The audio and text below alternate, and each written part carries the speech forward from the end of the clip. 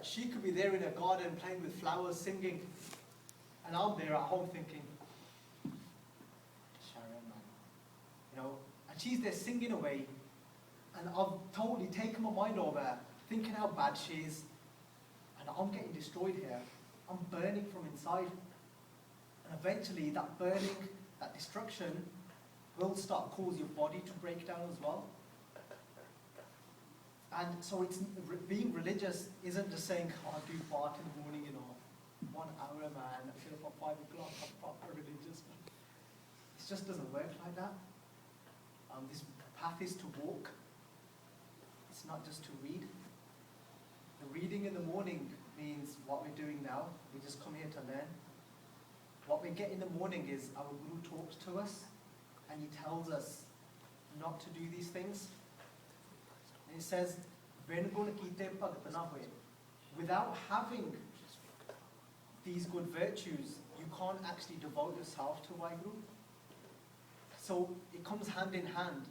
Yes, to meditate in the morning. Yes, to sit there and read Gurbani. But it's also not to overlook and think, well, it's okay to do this. It's okay to keep lying because it'll just get covered when I do Radas in the evening. It just doesn't work like that. The whole point you're doing Radas is because your Radas is telling you to restrain from these things. Huh? So again, Guru Sahib saying to us, saving us here. Does anybody else want to add anything? Anybody want to share a hate story? Anybody? Okay. Somebody came to Sanjanal Singh Ji once. I'm sure everybody's heard of the name Sanjanal Singh Ji Khalsa Pindrawale. Everybody knows Sanji to be someone militant, someone to have just that warrior side. But people aren't told enough how delicate the heart of Sanjanal Singh Ji was. The only reason they had that warriorness in them was because they were so delicate within themselves first. They were a saint before they were a soldier, truly a saint. And some students came to Babaji once, to Sanji once, and they got together. And they said, there's a bunch of them, they were from another faith, they were Hindus. And they said, look, we want happiness, because isn't that what we're all looking for? And this is the way Guru's telling us how we can have forever happiness. But you know the happiness that the Guru can give you? It doesn't last for 5 minutes. And I said this in the Bandishore lecture, so far you'll remember. You know people, everybody heard of the word Anand? Everybody put your hand up if you haven't, so I can explain it. Okay, it's the word Anand. Everybody, have you heard the word bliss? That's what Anand is. Anand is bliss. But if you look at the translation to bliss, bliss is not any old happiness. Bliss is something, a happiness, a state of mind that never comes to an end. So now, if you think about it, when somebody eats like a pizza, and they say, "Whoa, Anand ho gaya, how wicked." Somebody has a glassy, and they say, "Oh, Anand man." Somebody has a relationship. Somebody has their first kiss, and they think, "Well, that was amazing, man, Anand man." And then they need it again the next day. 4 घंटे बाद उन्होंने pizza खाता, and he just called it Anand. 4 घंटे बाद फिर भूख लगी, and he's there like saying, "Make me something else." Look, Anand, bliss means when you never get hungry again. Bliss means when you're so satisfied within your mind, it's a state of mind, and nothing can waver you from it. What is Anand? Anand is what the Sikhs went through during Guru Tegh Bahadur Ji's time. Bhai Mati Das was sawn in half. Actually, if you imagine it, Bhai Mati Das was tied, and they were sat down, and there was 2 people on either side, and they had a big saw with them there. And this isn't just like a cartoon, this actually happened. This was witnessed. And when they started to saw Bhai Mati Das Ji's head in half, Bhai Mati Das Ji didn't dole, they didn't waver. Their happiness didn't leave them, because they actually had bliss. They actually had something that was forever, that never comes to an end. And this is what everybody's actually looking for, but they're fooled. So what they do is, if somebody's like got a headache, and they start treating their foot. So that's what the world is doing. Everybody's looking for this forever happiness, but instead, what they're doing is going to short-term pleasures and thinking that's going to satisfy their need. But if you realize it never has with anybody, it's things like contentment, that's the only thing that will satisfy somebody's need when you have the status, when your mind reaches that status of contentment. When somebody's content, that's the only thing that will stop that desire from burning you.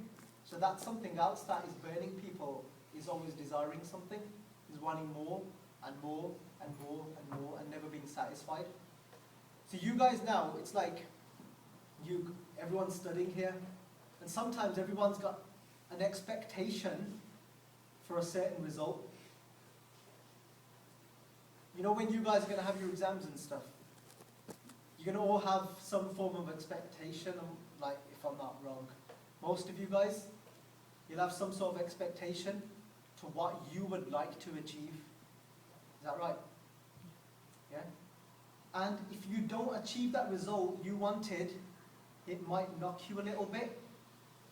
And you might not be as happy as the result if you don't achieve the result you wanted. So if you disagree with this, just put your hand up. Okay? So if you're following what I'm saying, if you don't achieve the result you wanted, you might not be as happy as you would be if you achieved the result you wanted. That is not being in bliss. That is not being in Anand. Anand is complete when you're in complete acceptance of what Waheguru is doing. When your state of mind is exactly the same in whatever result comes out.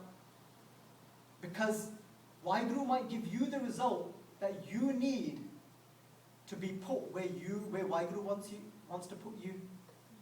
Not where you think you need to be put. So by achieving the result you wanted, and you chasing after something and thinking, well, I should have been there, but Waheguru knows better. If we leave it to Waheguru, if we live in complete acceptance, that's the only place we'll be happy in. Not when we're burning in thinking it should have been like this, it should have been like this. I'm not saying to make your relevant efforts, and make your relevant efforts, but the result is Waheguru's choice. And that's how we can start being happy a little bit. So, I know time's come to an end. They say this school was like up to 4 o'clock. So, I think I'll carry on for about 5-10 minutes. If we are boring anyone, please don't leave. Okay, stick around, put yourself to do. No, it's up to you. Always feel free to leave if anybody needs to go anywhere or anything. Okay, I won't be offended. I was going to say, by just talking about that concept of bliss, the reason why we're looking for these pleasures outside is because we haven't realised that we're a soul yet. Sometimes, we don't realise that we're living as just serving our body. When we realise that there's another part of myself, there's something else within me, then you think, actually, how can I serve that? Because everything we do, education, kids, family, parents, work, everything that we go to the shops for, all of that is to serve the body. You can't just go to the supermarket and say, hey, I want to buy some contentment today. That's something that you have to work on yourself. Your soul, you have to realise it's there, and realise how can I serve that? What's missing from my soul? Slowly look at that thing that I just talked about, hatred. Hatred is also a temporary thing, which is manifested, it's created in our mind. That same person that one day you felt so much love for, that you had so much compassion towards, maybe it's your parents, one day you're really, very grateful to your parents, you've got a lot of gratitude. One day you'll be very ungrateful to them. Same person, that thing is in your head. It's not something to do with the physical body, what's happened.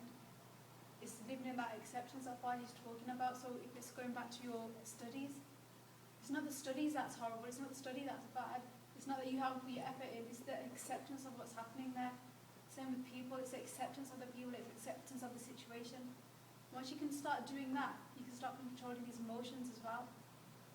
A lot of times in life, we're going to think that it's going to feel as if something's missing. And we're going to think that, and we're going to keep putting it off, and we're going to think the reason why it feels like something's missing is because I need to do this first. And then once I've done that, then I know I'm going to feel complete. And I know people today that are about 80 years old, and they're still saying that, you know, nahi hun mara ja, aaj to main kar liya na. Once I've done this, then I'll be sorted. It might start off when we say, but you know, when I reach this point and I get this degree or whatever, I'll feel all right then. If I get married to this criteria of a person, I'll feel satisfied then. I'll be sorted. They get married, and then they're still saying, you know, if I was just to get 2 kids, a girl and a boy, and then I was able to do this with them, I'll be sorted then. If I could get this car, could get that house, and then you're thinking, if I could just live long enough to marry these children off, John, if I could just see my grandchildren, and it goes on and on and on. And you'd be 90 years old, and Gurbani says, Akhi vekhna rajiyan bahram tamashe. By Gurdashi says these eyes still aren't satisfied, they still want to see more, more and more.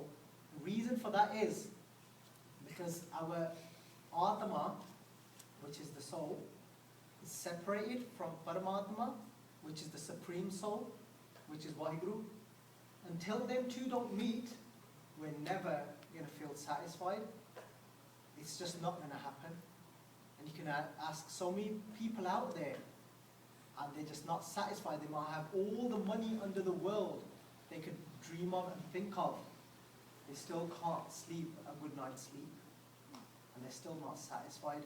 Why was it so many kings of the past that left their kingdoms and went into jungles? Because it didn't bring them that satisfaction. It's because our souls separated from Waheguru. And it's not the concept of when we die, we're going to reunite. That union is going to happen whilst you're in this form of life. This is the only form of life, which is the human form, that can achieve that union. So if you think I can do what I want now, and then when I drop dead, and a lot of people say that, na? Ki wo mar gaya, hun wo Rabb kol chal gaya. It's a joke, to be honest, because they're going to have one shock of a time when they drop dead and think, where is he? Because if you've not become one with him now, there's no Waheguru waiting when his body drops. There'll be a big shock. Instead, in the type of people that come to drag the inner body, because there's another body within this body that houses the soul. And that is the body that goes through the other forms of whether it be hell, whether it be heaven. These aren't final places. So if we haven't found that union now, that oneness with God, what is oneness?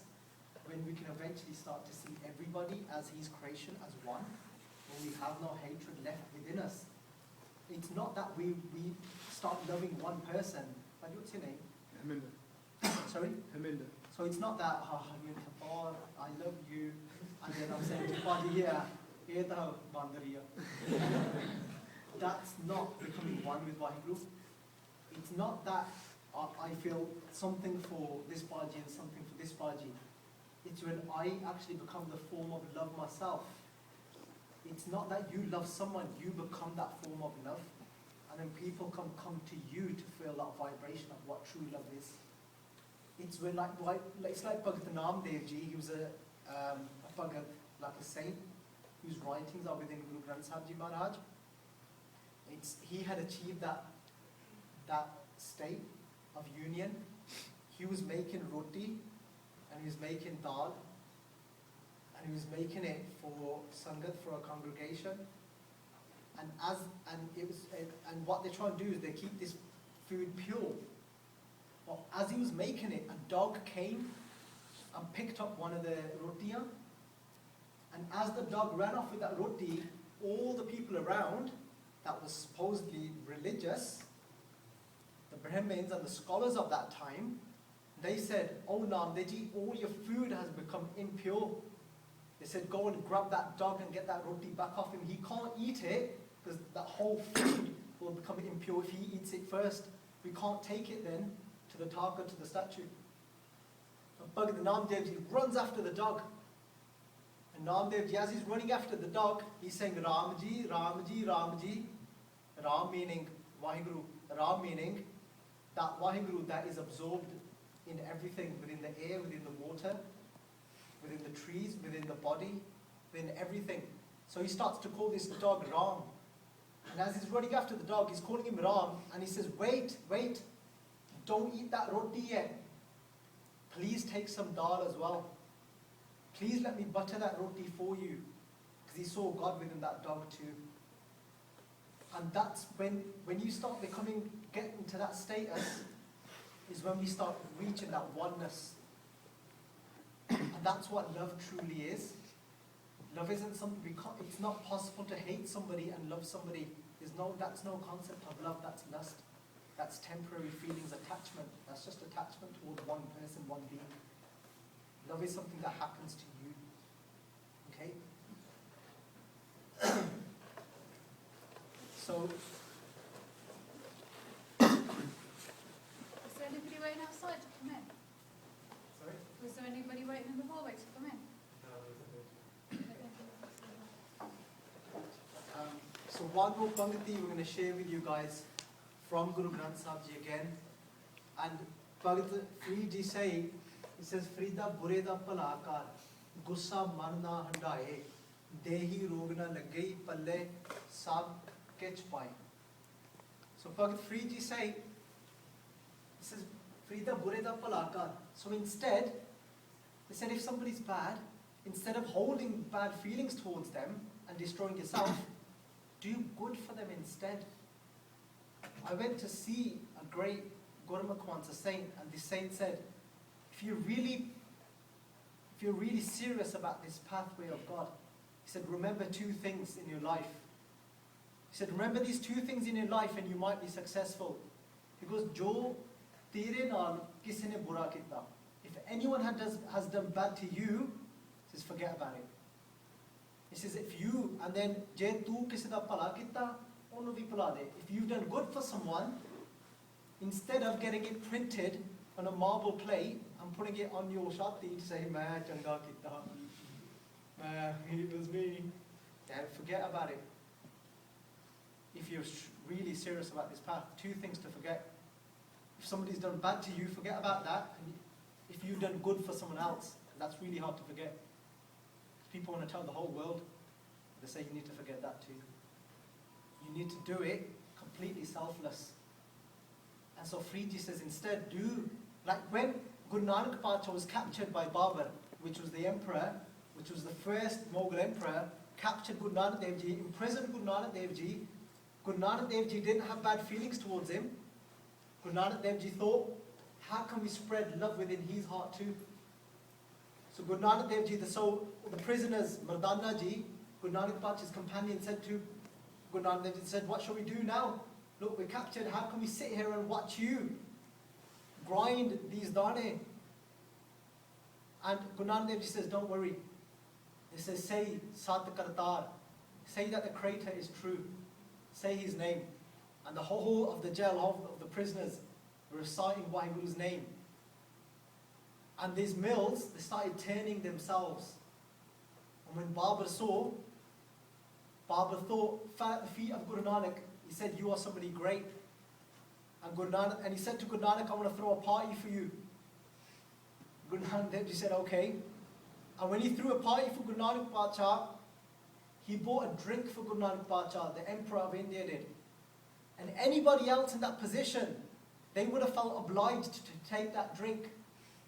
And he made a drink, and he had bhang in there, he had marijuana in there. And it was classed as a rich man's drink. And he offered it to Guru Nanak as the main guest. And anybody else in that position would have thought, this is the Emperor of India. I can't say no to him. And Guru Nanak Pacha turned around and says, Pao tera bhang, khaldi mera cheet. They said, Guru Nanak Bacha said, he says, I too have marijuana in my life, but they're not the type that you take. He says, the marijuana that I take in my life is the fear of God. He says, Pao means fear. He says, I keep the fear of God within my mind. That is the marijuana that I take. That's what keeps me high. Is to realize, is to be forever conscious that God is watching each and every action I make. And that is realization of God. Is when you realize He's so clear, He's so close. Sarb Nain Aap Pekhan Hara. That's Guru Arjan Dev Ji, the 5th Guru says. He's watching me through my own eyes. So if I think I can hide from Him, He's watching through these eyes. So when I look upon the beauty of another body, He's actually sitting in these eyes watching me look at that other beauty. That's how close He is. So Guru Nanak Bacha says, I'm intoxicated too, but in the fear that Waheguru is watching each action I make. Khaladi mera jeet. He says, I'm intoxicated, I'm in love with Waheguru. But that's what I'm a high of, is the love that I hold for Waheguru. So I'm going to just leave it to you guys to give us a cue to how long to keep going for. How long have we got? Do you want to So question and answers now. Okay, everyone looks quite dead. Has anyone got any questions? Obviously, if anyone's got any personal questions, please come and approach us afterwards. But with Guru's Kirpa now, myself, I'm working closely with Basics of Sikhi now. So I've come on behalf of them now. I'm really sorry because of being late. Normally all these lectures, they are, we record them all, and we have a banner up, we have a table set with leaflets and books and everything and t-shirts, but I've been a total flop today. I haven't got any of that. Okay? I've just about made it here myself, and with Guru's Kirpa we'll try and do, maybe you can arrange another session where we actually get here on time and we make it a bit more interactive, and we do some activities maybe, and we come and set up all our stuff here. But please, it's very simple. If you want to learn about Sikhi, there's no excuses today. If you want to learn about the truth, go on YouTube and type in Basics of Sikhi. There's about 300 odd videos now. Nearly any question that you will have, it will be in there. Okay? Yeah, I had a question. Like, do you believe that you can be a good person and still be connected to God? Or do you believe that you have to go grow your hair, stuff like that? Do you still believe that you don't have to go down that path and still be connected to God?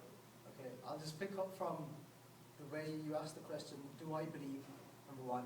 So whenever we do talks, whenever I talk to anyone about anything, so I don't do anything that I believe, it's all about what Guru believes. So if I start telling you what I think of life, I'll get you into a right mess. So we'll stick to what the Guru thinks, okay?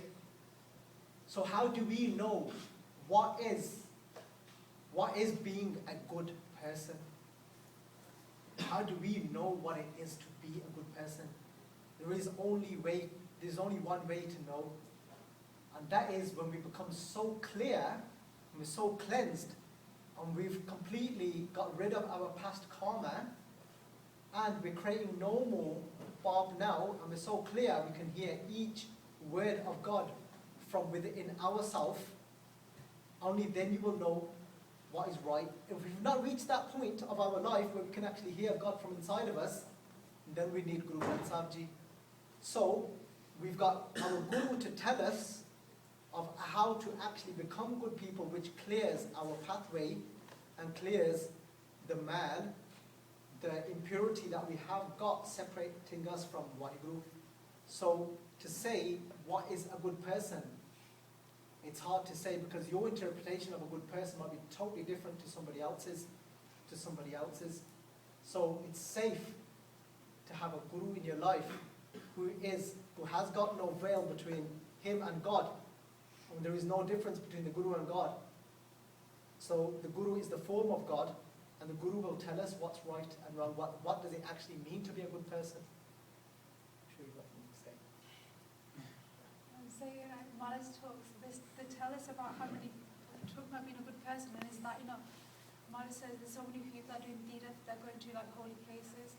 So many people are doing Dhan, they're doing so much charity. So these are probably the things that we would associate with being a good person or doing good deeds. Muhammad is talking about doing all these sorts of good deeds, doing all these sorts of practices, he's saying, but without, I can't think of a pungi off the top of my head, but Muhammad is telling you that we're doing all these things, but yet, it's all fruitless. All of it is still useless. And if you look at Guru Amar Das, the third Guru, they were doing so much in their own life. So I don't know if you've seen the history of the Bhai Amar Das ji, but even in their own life, they used to, for about 20, how many years is it? 21 years. 21 years, they used to, every year they used to go to this sacred river, the Ganga, and they used to walk there. They used to do so much charity as well. They used to go Just every to pick up on the point you said about keep having long hair, if we look at the concept of Gurbani, Gurbani says, Nanak hukam hai, je bujjai, who's understood the law of Waheguru, because there's a law of Waheguru, like you've got the law of a country, there's a law that Waheguru's got as well. Who's understood that, Maharaj says, won't speak in ego. One of the laws of Waheguru is our hair. That's his law. It's just something he's created. And if we go against that law, it's actually out of ego, because we're then overriding him to say we know better, that I could have created this system better than you. So even with the hair, it's quite well covered with how his will works. His will, a lot of people say accepting his will is when somebody drops dead and then you take it well. That doesn't, it's not just that. His will is our acceptance of our hair too. Okay? So, any more? So the point I was making about the Guru, because Baljit was saying that it's important for us to have a Guru, our third Guru showed us this in their own life. They realised even after so many years, even in their old age, their whole life was fruitless, was pointless, because they didn't have a Guru. Somebody turned around and said to them, I don't want to have any food or anything to drink from you. You haven't got a Guru. That's how, I don't want to use the word bad or how frowned upon it was to not have a Guru. So that's why it's very important for us to have a Guru, to have a guide in our life. Otherwise, where do we know where we're going? We're on a soul, our soul's on a journey, but we haven't got a map. Where do we know? We're going to get lost in the next A road coming. That's why it's very important to have a Guru. He's going to show us the straight road. And if it's going back to the whole thing of guests, Guru Gobind Singh Ji as well, none of our Gurus ever told us what to do without setting the example first. Guru Gobind Singh Ji, they went down, they went on their knees and they took the Amrit, they begged for the Amrit too. And in return for that Amrit, they returned to make sure that they never cut their hair, to make sure that they weren't committing adultery, to make sure they weren't eating meat, to make sure they weren't intoxicated. They said, we'll give you my family. It's not just my head I'm giving you. So it's very, One thing's really important here is like we're not telling. We're not telling What I don't do in my talks is I don't tell anyone. I'm not here to tell anyone to stop doing anything. We're here to give you awareness, and hopefully through Guru Granth Sahib Ji, through Dasam Granth, through Bhai Gurdas Ji Dwara, through our history, to educate everyone, to actually bring forward about the Guru's word that people don't know about, and then from that you can make a choice to realize what the truth is. At least now, then you know. You can't say, well, I didn't know. Now you know. No? And any more questions? Okay, so we. Okay. You say Naam Jakhna. Now before Sikhi, did people actually jump Naam? Did they get like that interest and that connection with Waheguru? Yeah, because we've got people like Bhagat Kabir Ji, we've got people like Bhagat Farid Ji. Bhagat Farid Ji was approximately 200 years before Guru Nanak Pacha. There have been Bhagats, there have been devotees of Waheguru that have reached that stage where that gateway, that's the only reason their writings are amongst the Guru Granth Sahib Ji today, where they were able to realize the true way, and they were able to break away from the ritualistic ways, and they actually connected to their true inner self, and they were able to connect. And Naam, if we translate Naam, Naam comes from the word Na, man, where there's no, me, when the ego is dispelled. And that can happen whether you might start off with actually reciting his name, But another version of what Naam means, but we've got to start from first with this tongue and saying his name. But eventually where that should take us is that we start losing our negative points and we start becoming our demerits. When we start losing our demerits and we start becoming more closer to what Waheguru is himself, like I said before, him being forgiving, him being compassionate, him being open-hearted. So that's the end stage of Naam. So there have been people that have reached that stage, yes, before Sikhi came about. Sikhi, what is, we're going to understand what Sikhi is, so I won't long it out too much, so no, it's getting on. So we did have another presentation, like within this presentation, but we're not going to go through that now. And that was about what Gurbani says, because again, people don't talk about this.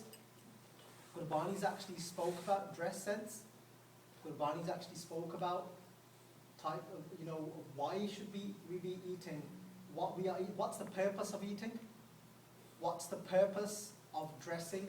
So Gurbani's gone through all these things, and because we haven't stuck by the principle of why are we to wear clothes, and even wearing clothes have become out of pleasure and out of ego and out of impressing, they've started to cause us problems again, whether it be of the mind and the body. Okay, I'll give you an example. I've heard a lot of Bibi, I've heard a lot of girls say this to me, that what does it matter how I dress? I'll bring the line up.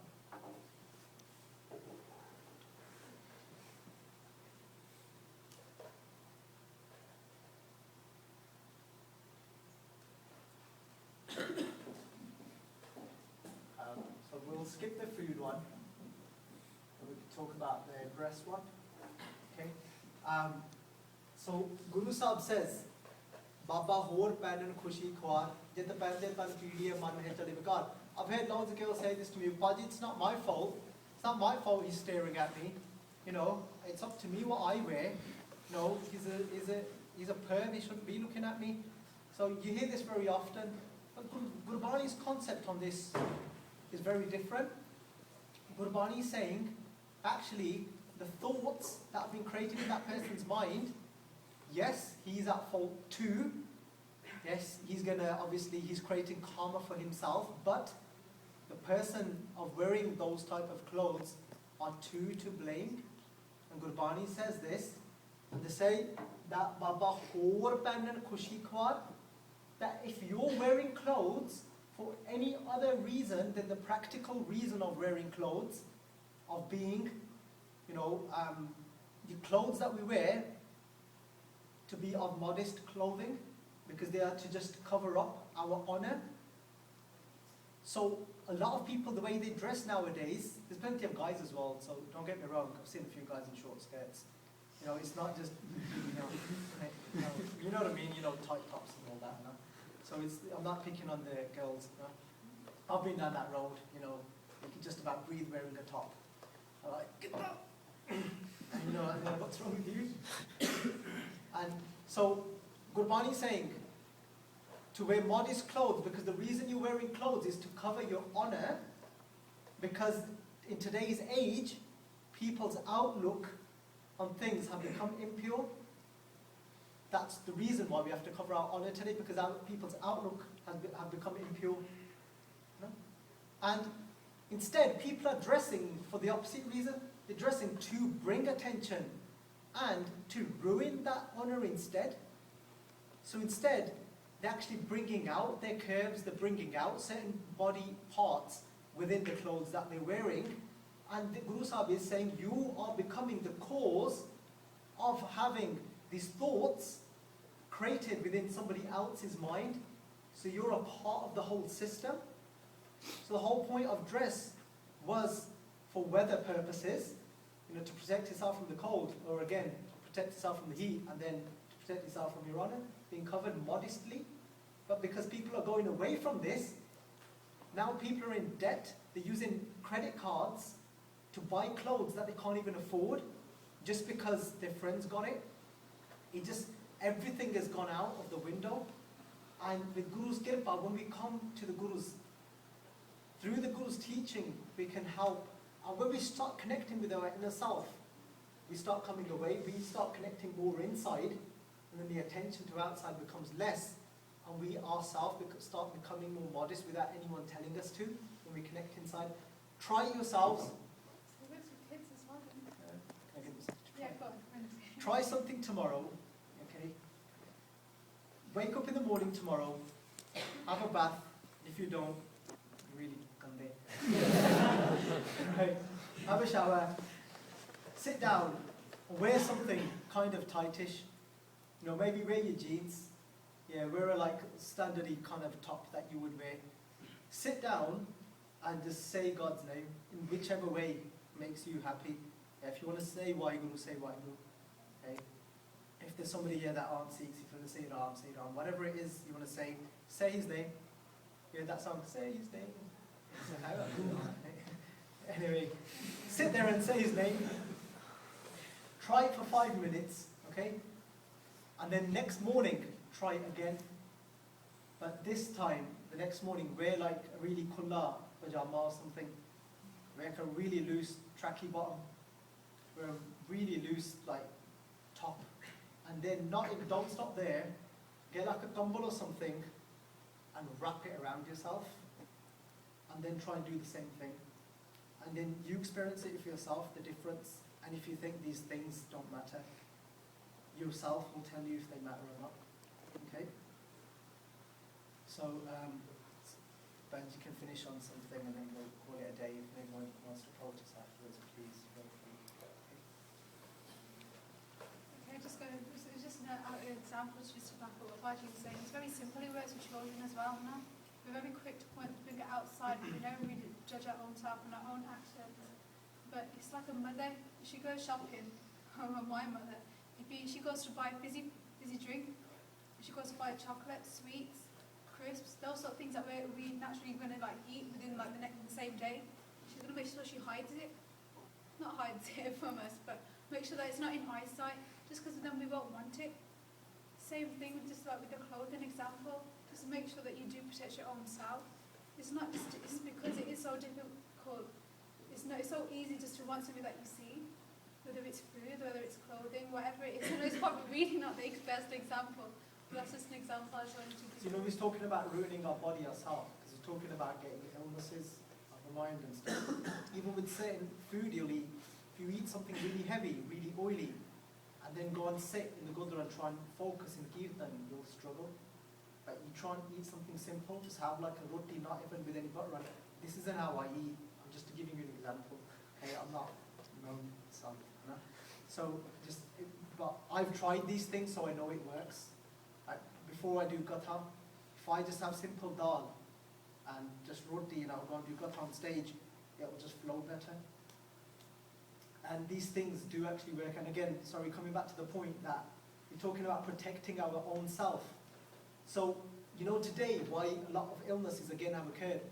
You know, because we're not eating. We're supposed to eat to produce blood. For the stomach, for survival, but we're not eating for that anymore. You know, a lot of people. You know why a lot of people eat today? Not only for that. Yes, people eat because they're hungry too. You know what they're eating is based on today. I shouted out somebody. What is it based on? Their pleasure, the tongue.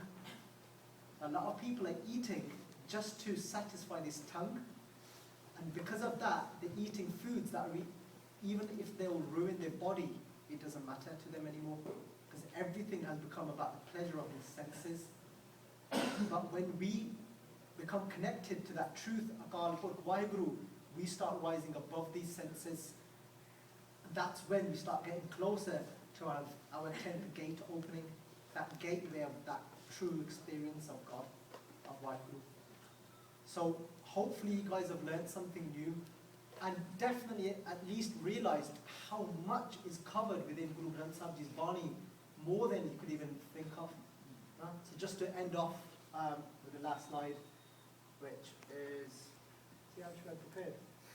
I'm sure a lot of students do this, sleep a lot, and believe it or not, even that, it's just, you know, because we're given a certain amount of breaths in life to breathe.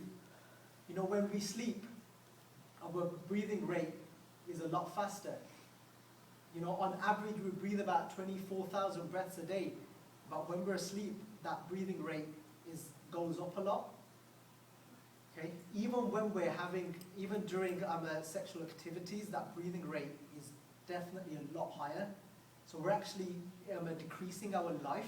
So that means less opportunity to reunite with God. Okay, so again, there's so much science in Gurbani, but for another day. So what I want to end it with. You guys are all intelligent. That's why you're in this nice high-fly uni. Okay, but just because sometimes we've got knowledge, it doesn't mean we use it wisely. We might know a lot of things, but knowing isn't enough until we act upon it. We might not know a lot about Sikhi, we might know a lot about the right foods and right clothes, but we don't act upon it.